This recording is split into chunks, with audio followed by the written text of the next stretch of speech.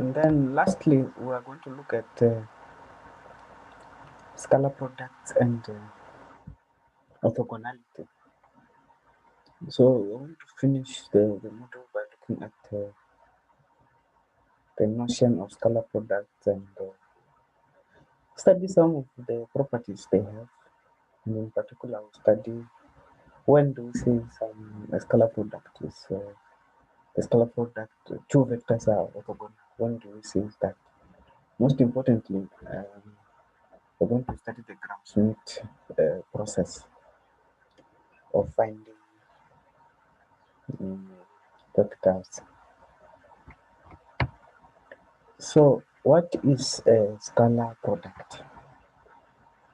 By definition, a scalar product of if V is a vector space over a field F, then a scalar product of any two vectors in a V is an association which to any pair V and W in V associate a scalar denoted by this thing you're seeing here. Sometimes you simply write it as V dot W, but this is the official notation. So when do you say that this thing exists for any V and W in Q? It exists if they are commutative and you can be able to distribute addition, and also when you can be able to multiply with a scalar and be able to take out a scalar when you have to. Notice that this definition is a definition of scalar product.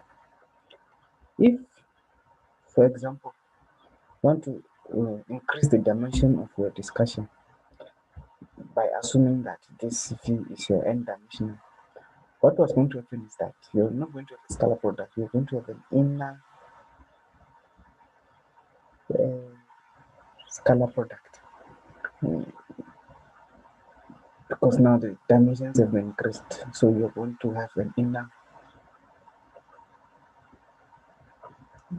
vector space product. But the same properties hold, it's just that now you have to extend it and generalize it to n dimension. But this one is a definition of a scalar product, which at least helps us to understand how to deal with the scalar product.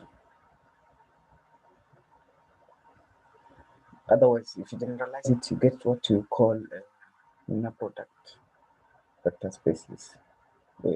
That is when you generalize the DCV to n dimension. What you get is inner product vector spaces.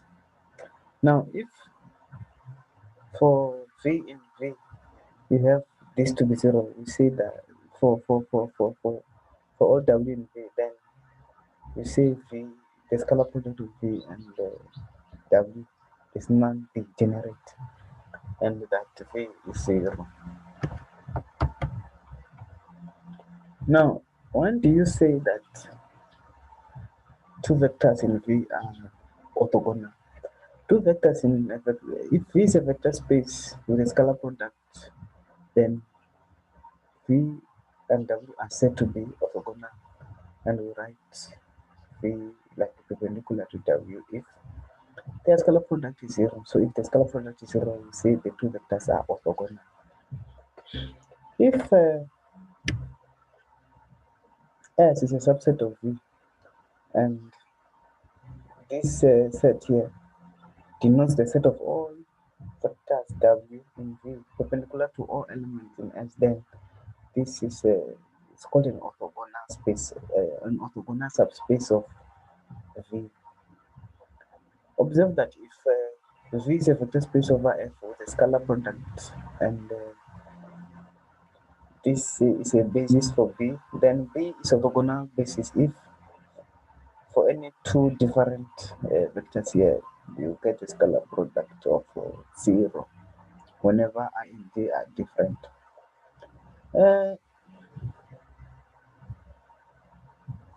Just for those who are interested, you can try to show that this orthogonal basis actually exists, or it will always exist.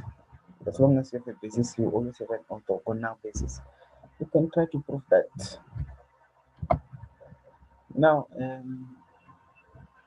if it's a vector space over real numbers with a scalar product, then the scalar product is a positive definite. Is positive definite if the scalar product of V itself is a positive for every V in V.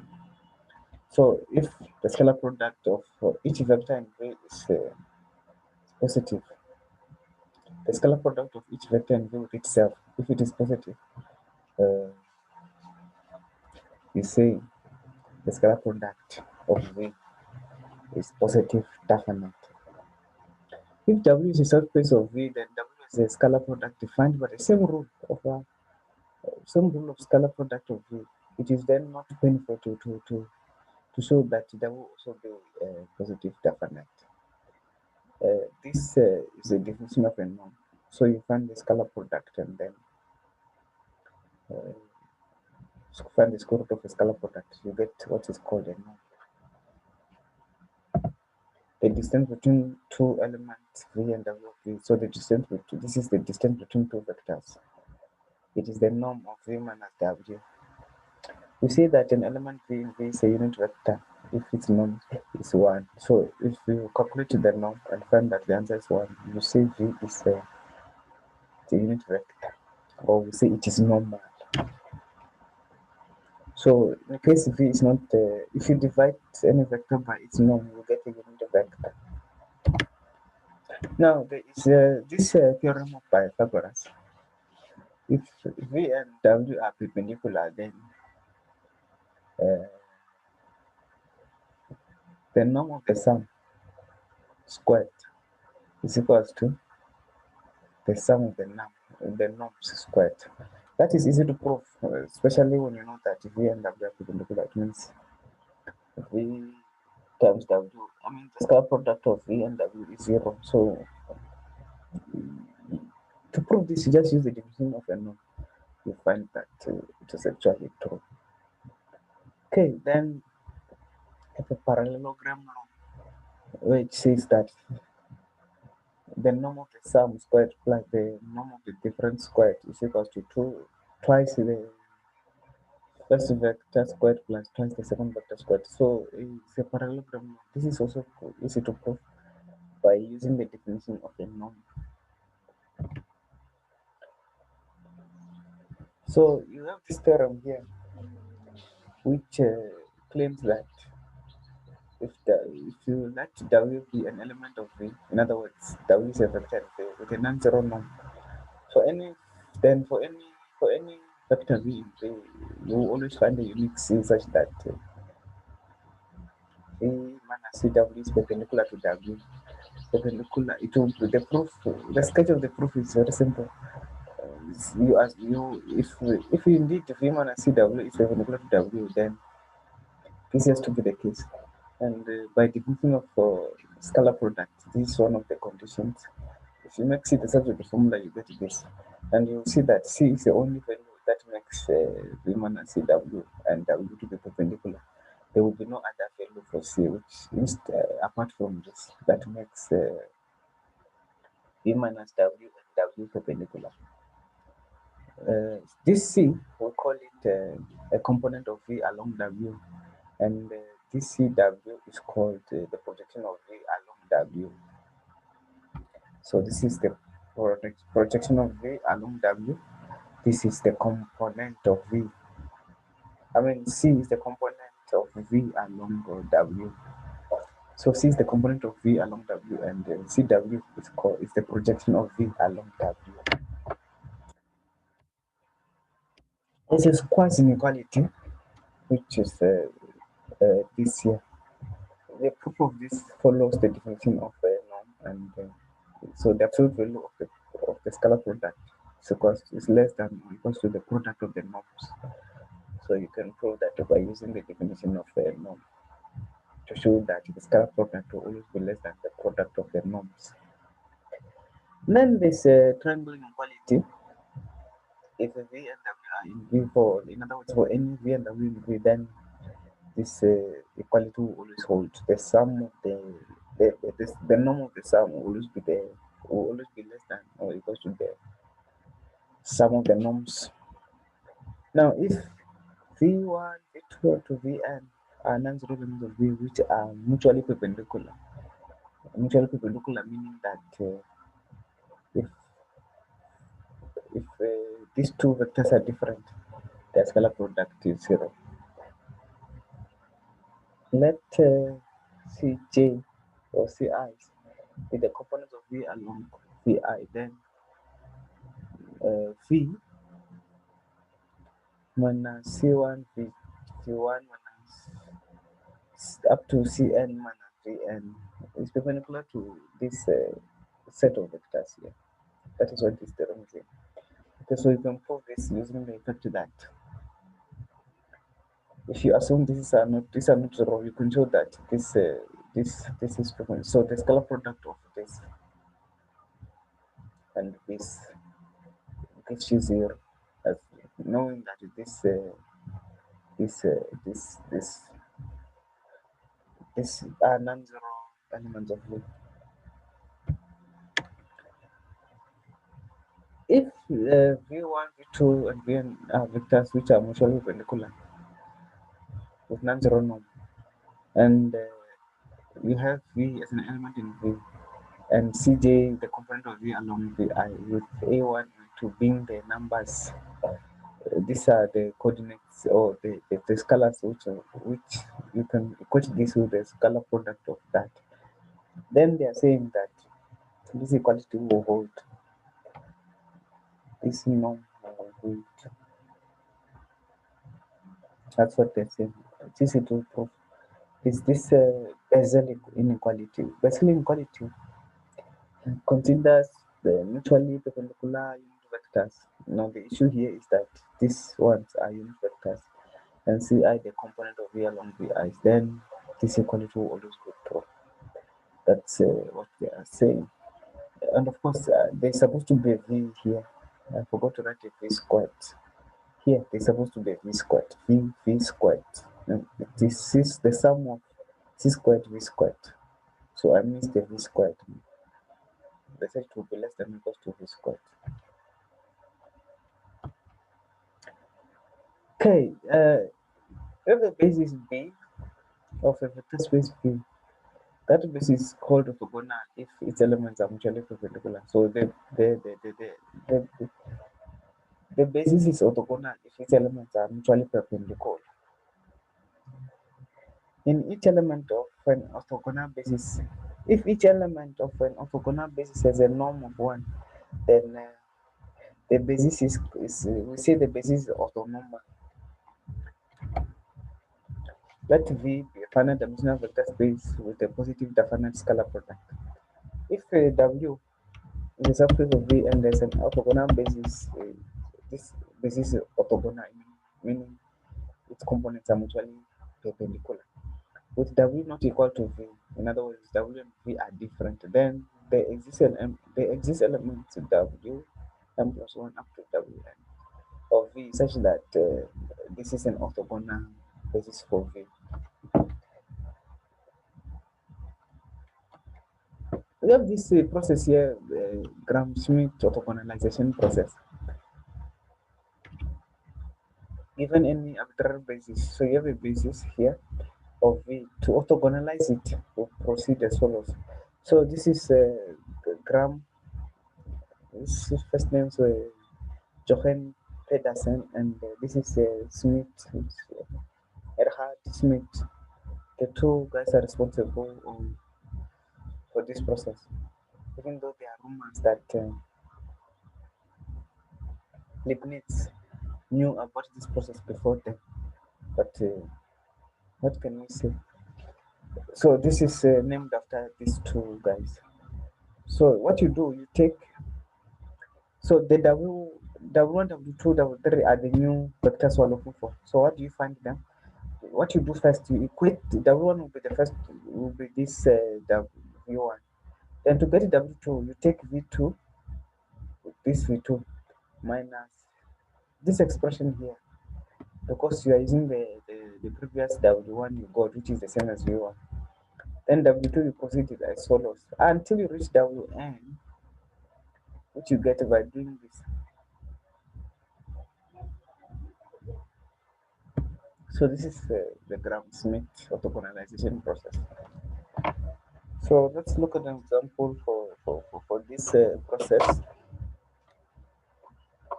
But before that, we'll go through this theorem and see what it tells us. So if you have V as a vector space of variables with pointwise definite scalar product of dimension n, if W is a subspace of V with dimension R and W, this other W with the diagonal element is the subspace of V consisting of all elements perpendicular to W, then V is a direct sum of W and this other W which contains only elements which are perpendicular to elements in W. And this set of elements which are perpendicular to elements in W has a dimension n minus r. That is to say, the dimension of W plus the dimension of this other W is equal to the dimension of V. So what this theorem is saying. So this is an example of finding an orthonormal. Remember, when we say orthonormal, we mean normalized, which means the vectors should be normal. They must have a norm of one.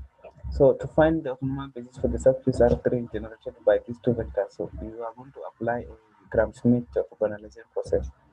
What you do first, you put V. So this is what we're given. We know that V1 is this and V2 is that. That is given. So how do you get the first vector? You simply equate it to the first one. But we notice that the first one is not normalized. So what you do, you divide by its norm. What is the norm of this? Is the square root of 3. And you put that in, you get this vector here. And then to get the second one, you take V2, which is that, and subtract this part here. So V2 is this minus, if you compute this expression here, it will give you 0. So V1 star is already given, it's what we found previously, which is that. And of course, because this is 0 here, the second part dies out. So remember this model with this vector just. And because it's not normal, you have to normalize it because we're looking for a normal basis. So you normalize it and the norm is square root of 2. Because you divide every element by the norm, which is square root of 2. That will give you a normal vector. So this and this are normalized. So that will form the orthonormal basis. So that is the basic, the orthonormal basis they asked us to find. So yes, the module stops here. Notice I'm carefully using the word stop every time I stop a section. Why? Because I know I cannot say everything I must say in that section. I was limited by the scope and by the curricula. But you can comment and ask for a more advanced sessions. We can make them available for those who are interested in linear algebra. If you want these things in depth, we can make them available. Just comment and ask for those sessions which trace everything in details without caring about any scope or any guide. So if you want an elaborative discussion of linear algebra, you can comment and ask. I will make that available because I already have those. Because I presented them some time ago, so I can make those available. So what was the main intent of this session? Wanted you to get an interest in linear algebra and appreciate its utility, and most importantly, to help you see that math can be done by anybody who wants to do it. All you need is courage to go and find out and learn these concepts. I would like to thank Dr. Goswami authored the guides, the slides I'm following. So, and also I would like to thank PDS for the opportunity to have these sessions. And everybody who attended these sessions, thank you very much. And good luck. In fact, we don't use luck, we use what? We say go do well. We don't say good luck, we say go do well. So, go do well, both in life and in school. Thank you very much.